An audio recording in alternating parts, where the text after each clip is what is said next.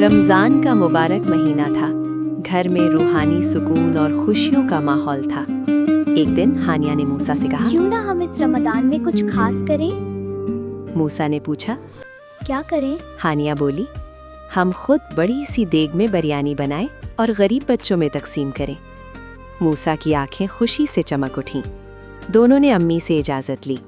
अम्मी ने मुस्कुराकर कहा, अगर नीयत अल्लाह के लिए है तो मैं ज़रूर मदद करूंगी, मगर काम तुम दोनों को करना होगा। किचन में बड़ी सी देग रखी गई। हानिया ने चावल धोए, मूसा ने सब्जियां काटने में मदद की। अम्मी ने उन्हें मसाले डालने का सही तरीका बताया। जब बिरयानी पकने लगी तो पूरे घर में खुशबू फैल गई। देग से उठती हुई भाप देखकर दोनों बहुत खुश हुए। हानिया ने कहा, ये सब अल्लाह की रज़ा के लिए है। बिरयानी तैयार हुई तो उन्होंने मिलकर छोटे छोटे डब्बों में बिरयानी पैक की। मूसा एहतियात से ढक्कन बंद करता जाता और हानिया डब्बे थैलों में तरतीब से रखती जाती।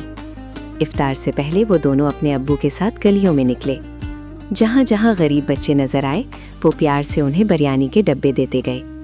एक छोटा सा बच्चा खुश होकर बोला, अल्लाह आपको खुश रखे।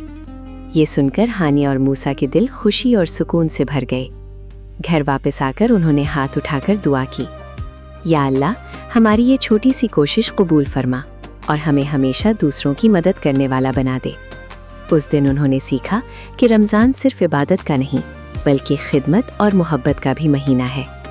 और यूं उनका रमज़ान नेकियों, खुशियों और बांटने की बरकतों से भर गया।